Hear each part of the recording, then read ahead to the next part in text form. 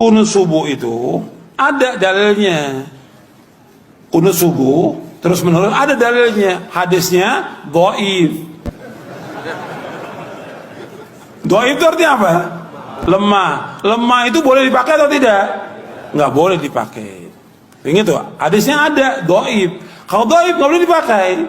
Bahkan ada sahabat bertanya, seorang anaknya dari sahabat bertanya, wahai ayahku, engkau pernah sholat di belakang Abu Bakar, di belakang Rasulullah SAW, Abu Bakar, Umar, Uthman, Ali, radhiyallahu anhum. Apakah mereka kunut subuh? Dijawab oleh bapaknya, ai bunayya muhdatsun, wahai anakku, kunut subuh itu muhdats. Apa makna muhdats?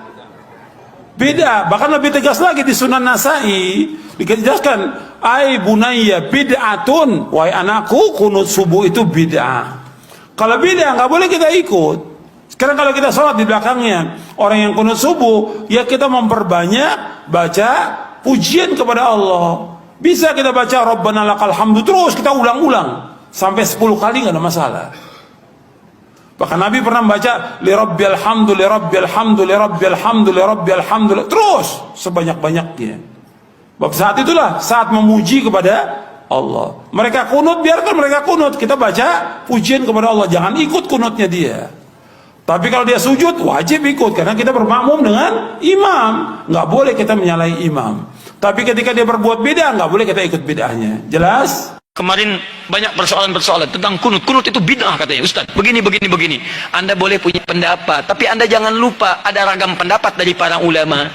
Maaf ibu bapak sekalian, keterangan hadis kunut itu bid'ah terdapat di hadis ada An-Nasai, ada juga di Al-Bukhari. Turunkan semua hadisnya. Anda tahukah Anda, periwayat hadisnya itu juga kunut.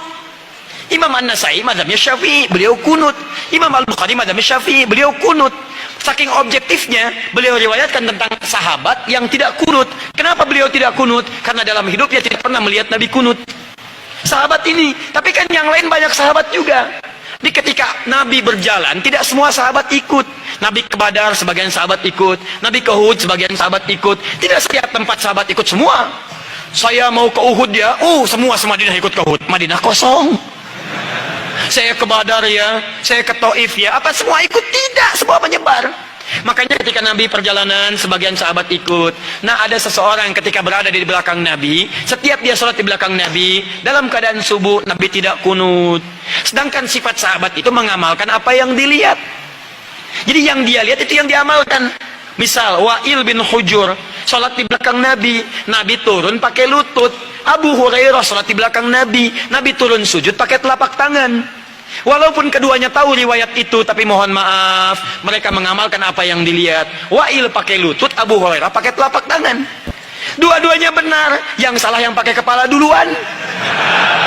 Belum apa-apa sudah ramai kepalanya, ini bid'ah, ini salah, ini. Itu, muka Anda dari ujung kepala sampai ujung kaki bid'ah tuh. Kenapa? Karena Anda tidak belajar hadis dengan ilmunya.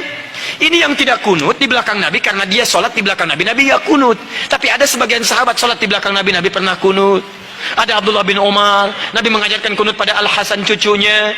Dari situ disimpulkan oleh ulama. Apa kesimpulannya? Yang mau kunut silahkan. Maka Imam Malik kunut, kunutnya sebelum ruku disirkan. Imam Malik itu Masya Allah, anak sahabat besar. Anas bin Malik, lahir anaknya Malik bin Anas, 93 Hijrah, lahirnya di Madinah, tumbuh di Madinah, besar di Madinah, jadi mufti di Madinah, wafat di Madinah, dikenal dengan Imam Madinah, Darul Hijrah, Imam Madinah kunutnya sir.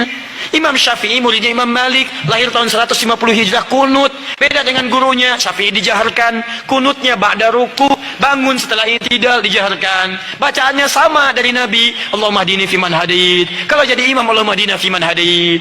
Imam Abu Hanifah wafat tahun 150 Hijrah, memilih yang tidak kunut, ngambil hadis sahabat yang tadi. Karena kata beliau asalnya tidak kunut. Ada kejadian di Bir Maunah, Nabi kunut, setelah itu tidak kunut lagi. Maka disimpulkan kunut itu menurut saya tidak ada. Karena sementara saja, setelah itu tidak ada. Maka kembali ke asal, tidak ada kunut. Abu Hanifah tidak kunut, diamalkan itu dari yang tadi. Imam Ahmad datang kemudian, lahir tahun 163 Hijrah.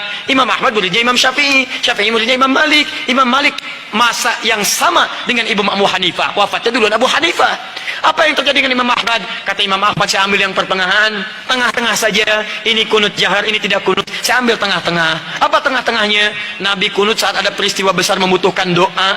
Sebelumnya tidak kunut. Saat ada peristiwa itu beliau kunut. Setelah itu tidak kunut lagi. Menurut pemahaman Imam Ahmad bin Hanbal. Maka saya simpulkan kunut itu saat ada peristiwa besar saja yang butuh doa. Peristiwa besar butuh doa namanya nazilah. Maka dikenal dengan kunut nazilah. Tapi hebatnya Imam Ahmad dengan Imam Syafi'i tidak ada masalah. Salat di belakang Imam Syafi'i beliau kunut. Imam Syafi'i salat di belakang Imam Ahmad beliau tidak kunut. Imam Syafi'i datang ke tempat Imam Abu Hanifah. Imam Abu Hanifah sudah wafat. Ketika beliau memberikan ilmu di tempatnya, kemudian diminta jadi imam saat subuh, beliau tidak kunut.